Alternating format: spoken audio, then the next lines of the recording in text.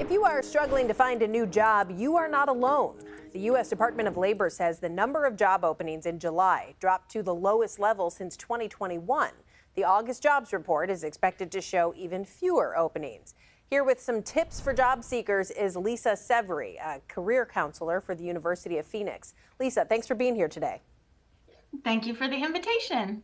So it seems like we've kind of flipped a page here. Around the pandemic and shortly after, it was difficult for employers to fill many jobs. Now we're kind of seeing the opposite. What do you think is coming next in this trend? Yeah, that'll be very interesting to see.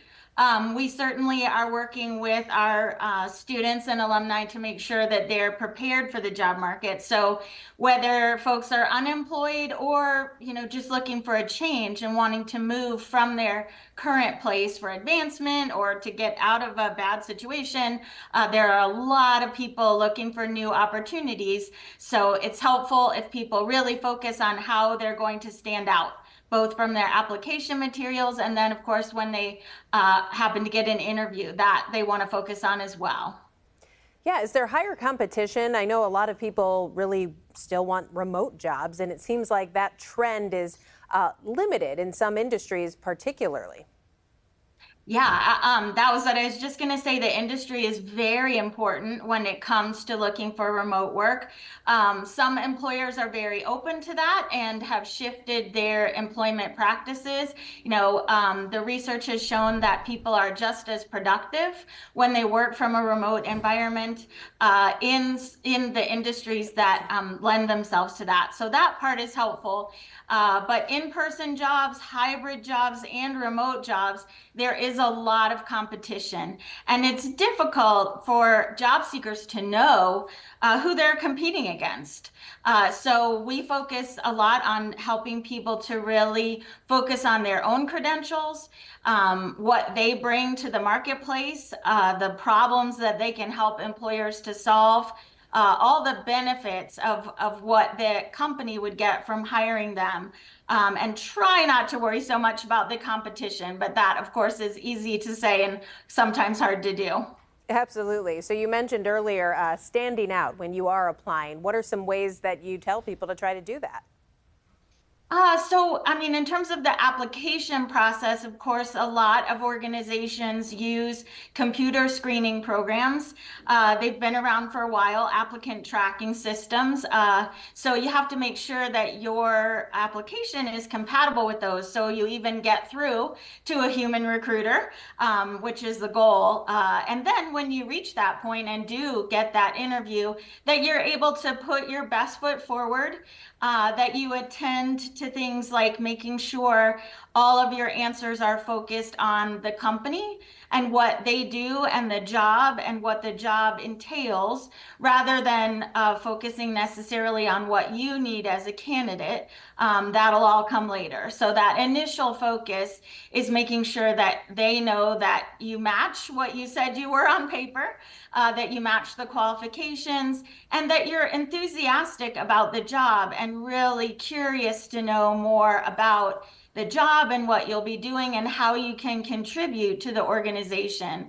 So telling good stories about your past successes, sharing with them examples of your strengths, and most importantly, asking them good questions about what the job entails and how perhaps the job will be evaluated, what pieces they might need to know about your candidacy to assuage any doubts they may have. So that piece of getting to ask your interviewer questions is also a huge part of the process. Yeah. Is there anything else you should avoid, maybe common pitfalls people run into in this process? I think one is to do your research ahead of time is really helpful. So people can tell if you are spitballing in terms of what the job entails and what the company does. So doing some research about that, really thinking through why you're interested in the position and what strengths you bring to the table. Most employers are looking for a combination of education, experience, and skills. So you want want to be able to showcase those.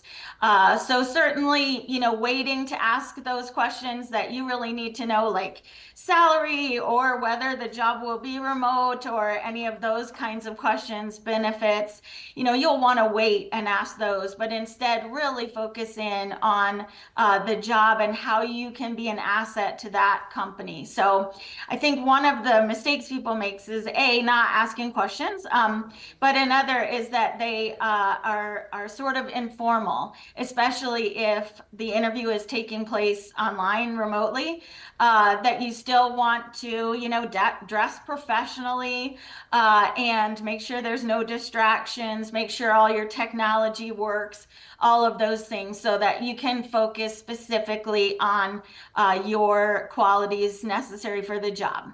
Sure. And finally, as we transition into fall here, is there a better time of year? Is there a specific month when it might be a little bit of a better time to apply for jobs? Yeah, that's a great question. It does tend to vary by industry, of course. Education ramped up a little earlier since school is now starting, but there are other industries that do tend to hire more in the fall. We tend to see a bit of a lull around the holidays, so that's when we actually work with a lot of folks to make sure that they're ramped up and ready then when the spring hits and hiring really ramps up again in January. But I would say there are positions to be had. There are lots of employers that are desperate to find great employees. And so, we encourage people to sort of keep working at it and keep practicing your interview skills.